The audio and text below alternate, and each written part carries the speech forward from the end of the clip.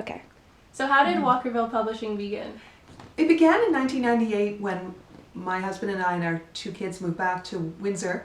We settled in Walkerville and we wanted to set up an ad agency / marketing company, and we also had book publishing experience. So we called the company Walkerville Publishing, and it just kind of grew from there. We initially felt that it was kind of hard starting over because we'd been away 8 years, and we thought we would connect with some local ad agencies and help them advance in terms of the internet, because we had a lot of internet experience, and in those days it was really unusual to know significant information about that particular, believe it or not, form of technology. So, but we just couldn't get anybody to want to form a strategic alliance. So then we thought, okay, now what? So my brother actually suggested, why not start a community paper? Because most cities have in neighborhoods their own little papers. So that's how the Walkerville Times began. Right, and that you have it published for 6 years, right? Yeah, we did that for 7 years. It went on, the first issue came out in '99 March, and then the last one was '07 Christmas.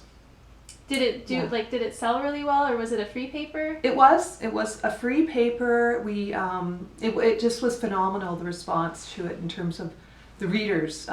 Initially we did pretty well with the sales for ads, because that's how it paid for the distribution and printing, and we also hired staff to help us with that. So we had 2 graphic design students, grads from the St. Clair, working on it with us. And but then around '05, it seemed like everybody and his dog had a publication here. So consequently the competition for the ad dollars was really fierce. There were actually 40 local publications then. But we carried on because we knew people loved it so much. Our readers were far and wide. We had a global distribution, a subscription service, over 700 subscribers, even places like New Zealand and England and so forth. And locally people just adored it because of the fact that nobody else is really capturing our history, and we do have incredible history here. But then we thought, you know what, why are we doing this and not making any money? So we started finding that people were clamoring for back issues, because they may have discovered the Walkerville Times like halfway through, and we did keep back issues. However, they were starting to run out. And then we thought, well, hey, why don't we've got all those on file, digital file, let's do a book. So we did Best of the Times magazine, and that came out, the first edition came out in 2004, actually, while we were still producing the Walkerville Times. But it was such a hit that we did another edition, and that came out, I think, 2 years later, and that sold out as well. And then we just kept going from there, and we realized we can do the books instead of the magazine. So you have books like about 500 Ways to Know You're from Windsor. I know I've looked at that book. Yeah. Are the books that you publish like typically just about the Windsor area and like local authors? Our own books have all been focused on local history, but we've also provided publishing services for authors locally and from elsewhere who were looking for somebody to help them professionally design and coordinate printing, etc., of their books. So we did around over 30 other books. Have you been the author on any magazine, or like a book, or a co-author? Yes, we have. My husband and I have produced all our history books together. Initially, we had our help from our staff, but after we stopped doing the Walkerville Times, then we downsized and we moved into our office here, back in our house in Walkerville. And so it's just been Chris and I. So we work on them all together. Why did you decide to publish another magazine edition this year? The Walkerville Times? Well, you know what, it's been 6 years, and we just kept hearing from people, are you ever going to do that wonderful magazine again? And we thought, you know, we've been thinking about it for some time, and it is really expensive to do one. Like, we had to raise $7,000 to do it, so we managed to sell that many ads. and because that includes printing as well as distribution. Yeah. So we're going to have 9,000 mail to every home That's a lot. in Walkerville and Old Walkerville. Because you know what, we think it's important for people to have access to something like that, you know, because it's not only just the history, but it makes you feel better to know what's going on around you, and help you feel like somebody cares, you know? Yeah, so you Yeah. want to make everybody feel like a community. Yeah, that's right. Yeah. Like, you know, come together as a community. Some of the pieces that we've got in there look at some things that are going on in Walkerville, etc. So about like issues in Walkerville, I know Willestead Manor, there was a protest to put in a pathway there. Yeah, regarding it's termed a pathway, but essentially it is a road. It's a asphalt road maze or complex that is was being constructed without proper consultation with the community. So it was just started up, and then people discovered that it was happening, and there was no, as I say, no public input. So the drainage, which was being constructed at the same time, was one thing. That's fine because the park does have problems with the paths. You can't walk sometimes because the brick paths can be flooded depending on the time of year and the weather. So that wasn't the issue. It was just the fact that they wanted to actually remove those brick paths, which were perfectly adequate as long as they're maintained and they aren't affected by the flooding.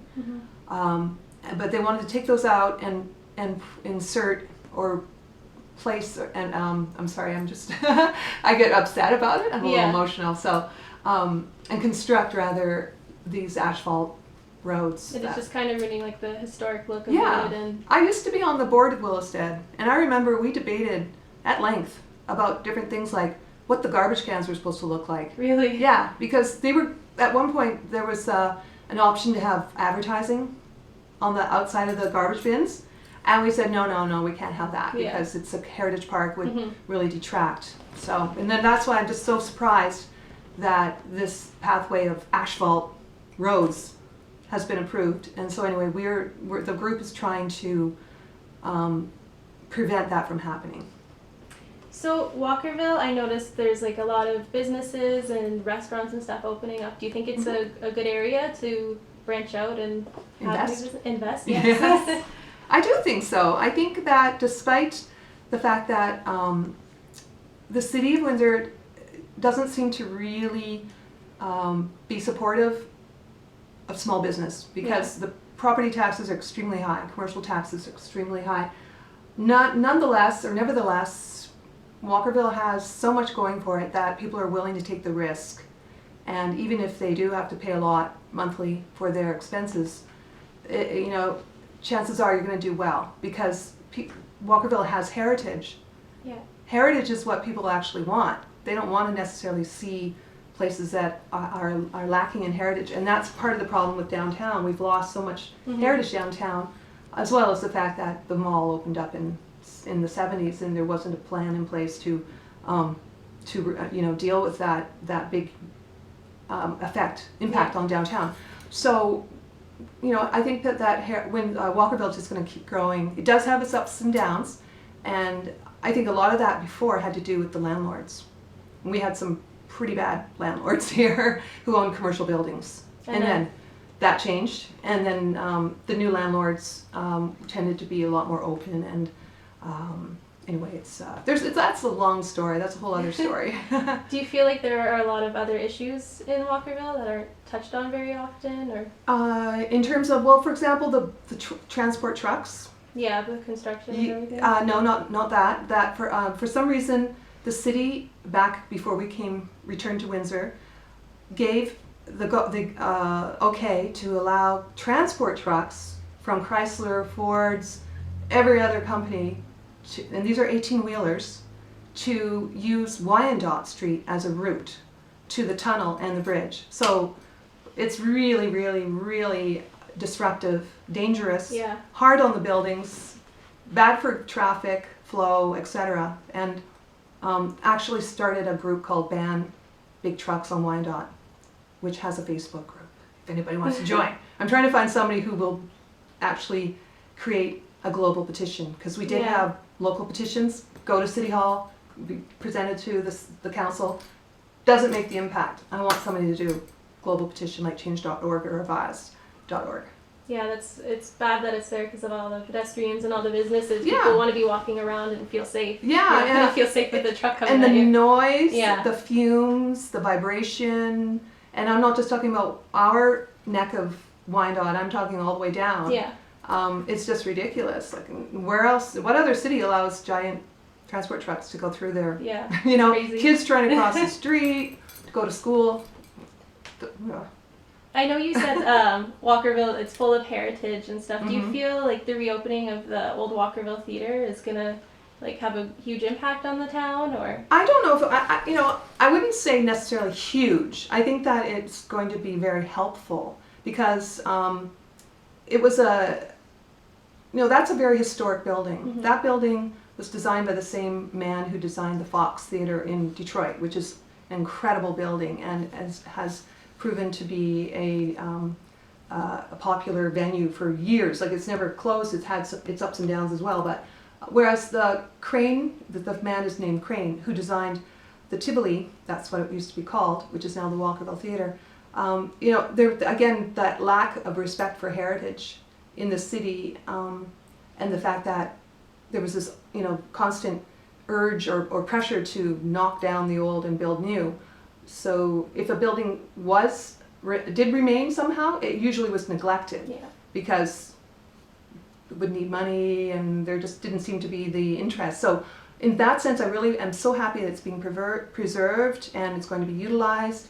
And it also helps that block, which was kind of like a bit of a lost section of Walkerville, and there are now other businesses in that block. So it's definitely going to add to the whole picture, and really, really happy about it and really glad that we're finally seeing something going on there.